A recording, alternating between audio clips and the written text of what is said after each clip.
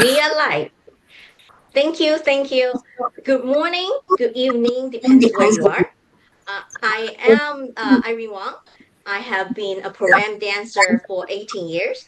I'm also a business owner for Everything Ballroom. It is everything you need as a ballroom dancer, a ballroom dance shops. Our goal is to help ballroom dancers to have a wonderful journey. And if you like what we are doing, please give us thumbs up and subscribe to our channel. Today, I'm so excited to have two wonderful guests, Didio Barrera and Keith Todd, to be our guests. So they both start their ballroom journey when they're very young age, and they were trained by former U.S. Latin dancer champions Bob Meredith. And so with a lot of accomplishment and achievement in the past journey. So they are co-owner, for example, they co-owner for the Dance City Dance Studio, and they were editor and publisher of the Dance Beat newspaper, and they are judges and a music director for a major ballroom dance competitions, and mostly they are also event organizer for a DBDC, a legendary celebration as well. So without further ado, I can't wait to learn a lot from them. And let's introduce our guests, Didio and Keith. Thank you. Welcome. Thank you. Thank you for having us. Hello, Keith. Thank you. Thank you so much for joining us with your busy schedule, especially DBDC is coming up soon. Yeah. So we'll keep this short and sweet and then have people to learn from you. Okay, so our first question actually is as a poem dancer, and you are judges as a judge. Um, if one thing you want to say to our poem dancers or competitors, what would you like to share with them? Well, I think that first of all, the most important thing is never to lose sight of why you started this. Most of the people, unless you're like a child who were taken there when you're 5 and you had no choice to take a class, you went there by choice, and you went there, and at some point you had such fabulous good time, and it does not matter whether you're in gold level or bronze levels. Don't lose track of the fact why you started, which is to have fun. And never lose track of that is very, very important. Once you start losing track of it, then it becomes difficult. Then you're no longer, and then sometimes you stop learning because you're no longer as spongy as you used to be when you were just starting and you were at the beginning. Right. So now we know why we are doing it. That's so important because a lot of people because so focused on competition and lose sight and then they give it up. So now am I in the competition? What would you advise them? They wanted to dance well, they want to compete well. So any advice on them on the dance floor or competition floor in their competition journey? Yeah, so I'll take a little question. I'll take that one. I think the most important thing from the judge's perspective, I've been judging for a long, long time, is clarity. You have, as a judge, you have so little time. Clarity is incredibly important. The judge has to be able to read what you're doing within 10 seconds. And if you're doing things that are not important and doesn't attract my attention, you just won't get my mark. The one thing that I have told so many people, and I wish someone had told me when I was a competitor, the most valuable thing for any competitor, pro-am, professional, amateur, doesn't matter, is to sit on the side when you're not dancing and to actually judge the competition. And I'm not saying you just pick out who you like. No, you take a pen and you write down the scores. You write down the marks. What do you think? And you do it in the time that you have, because then you realize what you see and what you don't see as a judge. And if you do that, I realized that as a competitor starting at 8 years old. I wasted so much time on things that nobody ever saw because they don't have the time. So, but if you do it yourself, if you take a pen and you make yourself sit there and judge that competition from beginning to end, you realize. I mean, sometimes we have a semifinal or a final, even an A-couple final, which is happening more often because it's a lot of pro-am, and they're like, and they have to get through it. And that's like, oh my God. I'm like, okay. You don't have much time. It's like you look over and you could see the best one. So I agree with him. You have to stop thinking of the small things, make everything clean, make everything clear so that I can understand you just done a rock step and a triple step, and it's all clear. Once you start getting clever and like, I just saw a dancer not long ago. She started with a kick. She tried to kick so high, she fell back. And I'm like, okay, I don't have time for this. It's just, we need to move on. And it's crazy, just do what you can, do it well, and make it nice and clear so we understand. So that is such a good advice. So I used to compete. I really was, that people, maybe we need to do something difficult to impress the judge. So what your recommendation is that don't trying to do something over our best capability.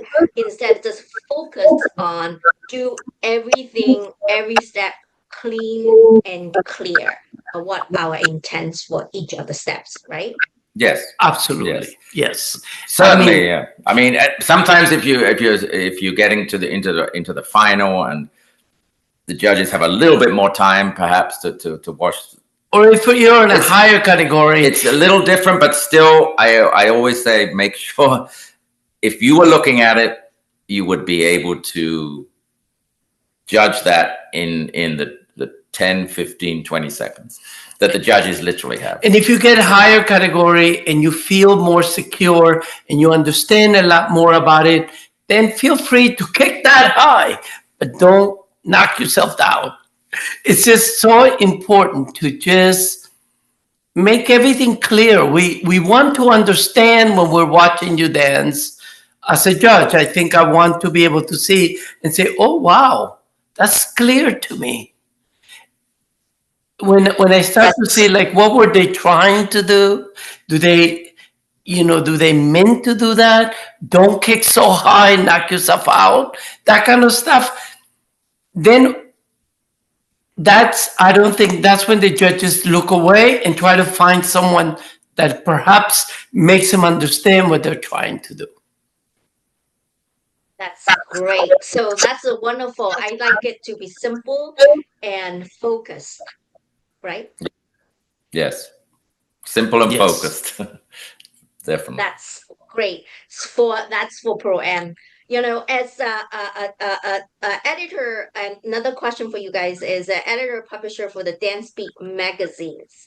So tell us more about it, and then what is target audience and subscription, so how we can, as a dancer, leverage it and learn from it.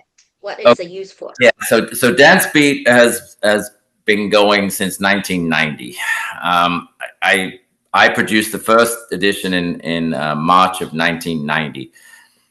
It has changed immeasurably since then. So we were a newspaper back then. Completely only. And I think we grew to be probably the largest dance newspaper in the world by far. I mean, we had probably 96 pages. Well, I remember 100 and something month, sometimes. Yeah. Way bigger than any other newspaper in the world at that time, including Dance News in England, however, times have changed. All right. So nobody wants newspapers anymore. So we made the transition 10 years ago or more now to online. I still continue printing up until COVID times, and then basically stopped printing. We're currently in the middle of a huge redesign of Dance Beat. Right now, the site is old and needs to be revamped, and we are going to do it. It's ongoing. I mean, we're still doing some articles. For a while we kind of stopped because the website is so old, so it literally stopped itself. But now it's back. We're doing it, but it really needs some revamping. We're working on it because we like to get it when we're both gone. We like something like that to still be there for all competitors. I feel that since it was a journalist site, we were not Facebook or Instagram where people write their own opinions. we actually had people writing expert opinions. I think there is still a market for that.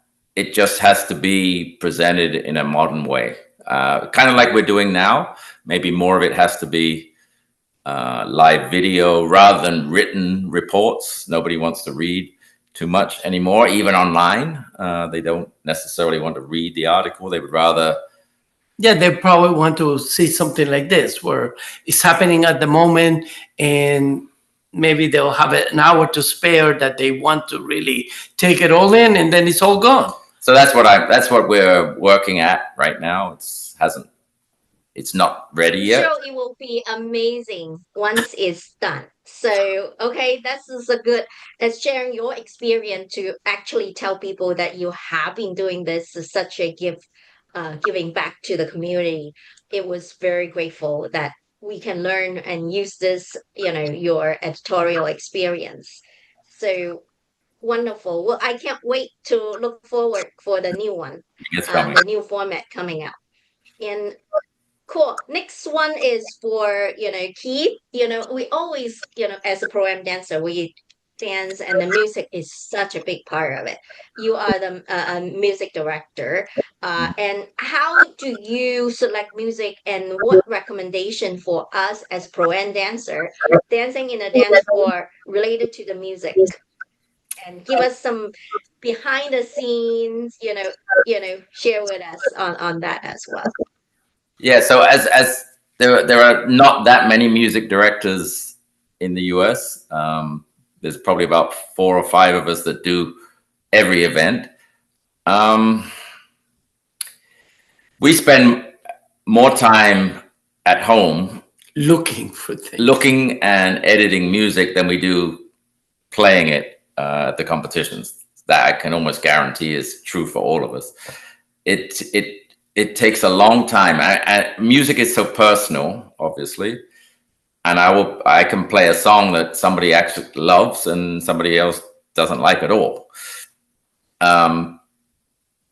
When I'm looking for music, I try to find something that's authentic to the dance, but is also very clear and easy for people to dance to. Because I can find things that I like, but perhaps they're a little hard to dance to, and that doesn't work for competitions. It can work for a solo routine, but doesn't necessarily work for competitions. The other thing I listen for is to see how it will sound when it's played loud in a ballroom. Because I'm still making this mistake. I listen to music at home that I think it's going to sound really, really good, and then when I play it in a big ballroom, I don't like the way it sounds, and then I don't use it again. But one thing I will say, this comes up in my opinion all the time. People obviously bring solo music, and that is their choice of music. The one advice I would give is it may sound nice in your home, but if it's very strident or it's quite loud or noisy, and once you play it on the big speakers in the ballroom, it can be annoying to people. So just consider that the music can't be too outlandish. It's got to be within a range that everybody will like, and that's somewhat hard, but it's important because I've played some solo music that I see people in the audience going like this, because but that's what the couple chose, and what are you going to do about it? But I have to say about him, because I don't have that. I may think something, but we could be anywhere. He could be in a hotel or in a lobby or in the supermarket, and he'll go, "Oh, that sounds like a good rumba." I don't have that kind of. I think 90% of the people don't have that capability to be able to tell that this is a great rumba or this is going to be a good cha-cha, and then come and look at it, work it out. That's a gift you have, and it's great that we have that gift. I don't have it. I think I'm a better player though. When I play the music, I think I'm better at getting the people to clap and feel it, and because I know when to go really loud and when to go really soft. But he's a genius when it comes to finding kind of music.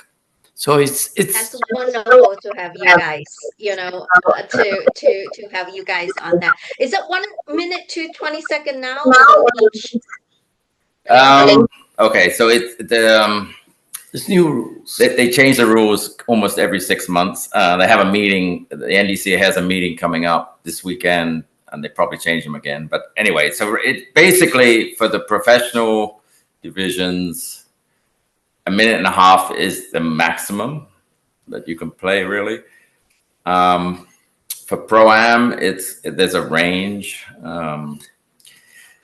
We try to go between 1:05 to 1:10. Yeah, it's like 1:05 to 1 minute. Contested should be about 1:05 if there's people contested on the floor.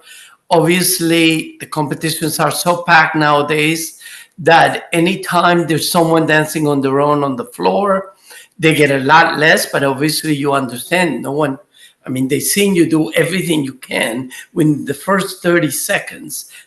I'm not saying we play 30 seconds, but the judges already know. So you cut a little less there. There's a lot of controversy about how long the music should be and could be. And my feeling has always been that you have to give the judges enough time to judge. That's it, really. So if it's an uncontested heat, they don't need that much time to judge. If there's 12 couples on the floor and they're picking 6, yeah, they need more time. It gets a little more difficult. To make it, if you make a very rigid times, you have to have this much, or it doesn't work really. In the competitions are very busy. I do within their rules. Yeah. Also, even with the higher level dancing, whether it's prom or, you could see. Well, because both of us have judged for many years now, like you could see clearly, the choices are so limited for the judges. We know where they're going to come in because you could kind of see who's the better dancer, and so sometimes it's more difficult. You get a competition with all the couples, whether it's professional, prom, they're so similar. Then that's when you need more music. And you need to give the judges a little bit more time to absorb. But, it just depends, as he said. It depends on the quality and everything that... Anyway, so the NDC has basic time rules, and we stay within that. But, yeah, he and I we'll make we'll make a determination. Sometimes the chairman will have a specific request that they want less time or more time, and we know as judges when we do music as well that if it's an A couple final and it's depending if it's really tough, we know they need more music. It's just you have to. So, and you have to find that music somewhere, because now with times being a little bit more, okay, this much has to happen when there's a contested event. Well, then you need to get that time somewhere, because these competitions are packed with dancing. You've been there. It starts at 7 and it finishes at midnight. Sometimes there's not even a break. It just goes through. And I've had people complain. Both ways, that the music is too short or the music is too long. You can't on the same event. So you can't please everybody with that. And when they say it's too long, I'm like, but they're good people. They need to dance more, because you need to, as judges, we know you need to give the judges enough time to absorb. Obviously, if it's an easy, if we could tell, oh my God, you could see who the winner is, who's second and who's third, then obviously it doesn't require as much time. I know. I mean, there's never a time that you can please everyone, I think. So we're really grateful for you guys to put the heart and soul into finding the right music and trying to do the best. But like what you said, there's so many different things that you want to catch on, to catch the time. We really appreciate that for you to share. So we don't know behind the scene. A lot of time dancers don't understand and behind the scenes. And we should be appreciate, all you guys to put the heart and show soul in there and get things done, and then you will be there. So this is really good. So now, we try to make it this short. So for the DBDC is coming up, right? So your competition coming up. And let's talk about that and tell us what is new about this and why people are coming for this event. Can you share? Well, I think for DVDC and the competitions that we do, we started when we were so little, and what we liked when we were younger, and we went to an event, which is not as much anymore. It's For us, I think we want to give an experience. So whenever we were younger, we went to an event, we went basically for everything. I mean, people now dance and they leave. I will come back and watch the smooth. I will come back and watch something else. And especially if there were people that were better than me, because you learn so much more when you watch and you say, I see what my teacher is telling me. This is not what I'm doing. She's doing it so well, or he's doing it so well. And you're able to compare. I don't think that happens as much anymore. But we still want to show that it's an experience, that you go for the whole, you're learning so many skills and you go for the whole entire process. We even have some of the things we used to do when we were younger. We call it La Vida Loca, in living, dancing and living in La Vida Loca. We do extra days where people come and we spend that time socially. We go out to restaurants, we have a good time. And we think that's so important, but it's us we're older, we look at things a little different. We hope to maintain this, because, I know people just dance now. They go, they dance, and they leave. Almost, they're like, would I be done by 7:00? Because they want to catch the train back, or they want to, and we understand that this is new, but we're not used to this. When we were at our best and we were learning, we would go for the entire experience. I was more of a Latin competitor. You did both almost quite well, but I couldn't just go to do my Latin thing and leave. No, and then you become more broader. You could see smooth is lovely now. And then ballroom, you could see the difficulty. And in watching the very best, like in this weekend in Manhattan, you watch the very best. You could, at that time, more than I do now, you learn so much. But we have to understand that we move on with the times, and that it's a little different. Right. So let's start with, when is DBDC? Where is DBDC? So for the audience to know, and now to sign up for DBDC, right? So Yeah. let's start with that. So, okay. The DVDC is in Boston. We're downtown Boston. This year is a brand new hotel for us. It's called the Westin Seaport District. The Seaport District of Boston is the fastest developing area in Boston. It's filled with great restaurants and all kinds of Shopping. artistics and shopping stuff. It's the up and coming area.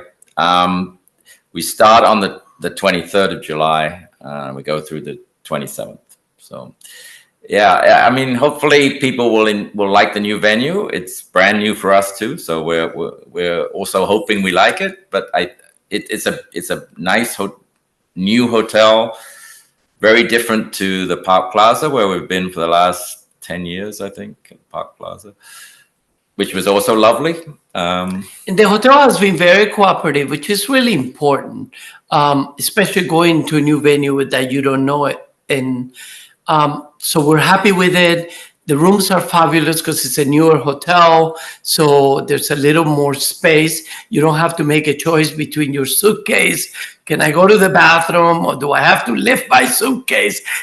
Some of them were very small. Yes, well, but That was an old hotel with the way it used to be a long time ago, where people travel and they were moving all the time. Where now they have conventions so it's more set up for that. And we like that part of it. We hope we really like it.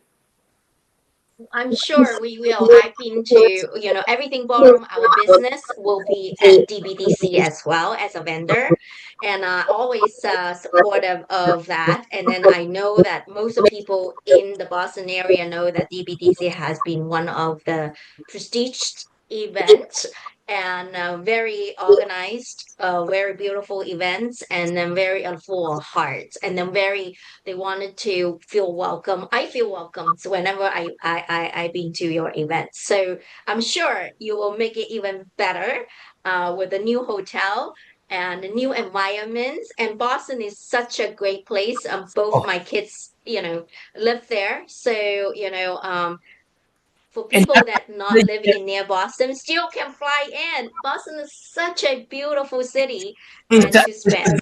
in that time of the year, because sometimes it can be a little cold, but that is perfect.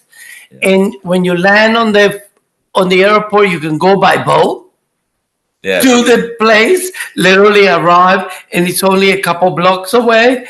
Or you can go by train. If you go by train from the tri-state area, you literally can go right to the hotel. It's right next door, South Station. the South Station. And so I think it's a great area and it's beautiful. I'm looking forward to being at this new hotel. I think people would like it.